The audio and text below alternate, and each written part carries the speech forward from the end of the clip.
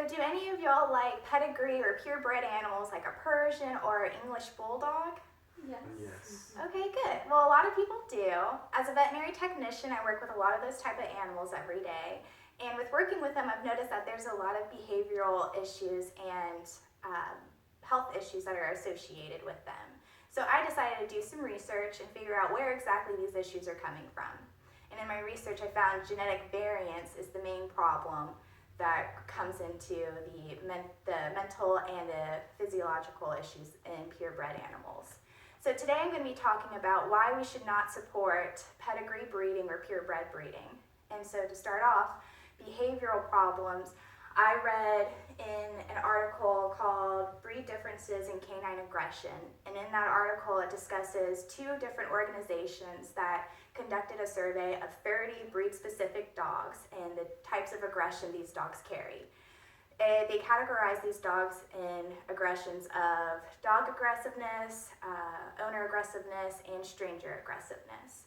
And to test these aggressions, different types of aggressions, they use the Canine Behavioral Assessment Test. And in their findings, they found that specifically Jack Russell Terriers, Chihuahuas, and Dachshunds are aggressive towards their owners and towards strangers under pressure, and English Springer Spaniels are aggressive in all three ways of dog aggressiveness, owner aggressiveness, and stranger aggressiveness.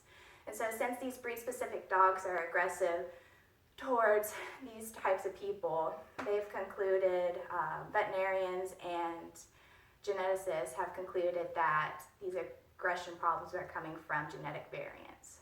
And so along with behavioral aspects, there's also health issues that come from these breed-specific dogs and cats. And in an article called Breed Dispositions in Pedigree Dogs, I read that there are 27% of dogs, breed-specific dogs and cats die from a specific type of cancer directly associated with their breed.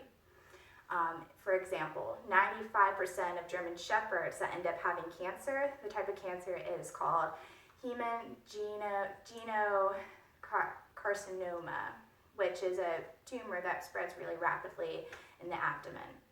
So with these physiological and psychological issues come with a lot of ethical issues. So breeders, they breed these dogs and cats for a specific gene. For instance, cattle dogs, they breed them to herd their cattle and different types of animals.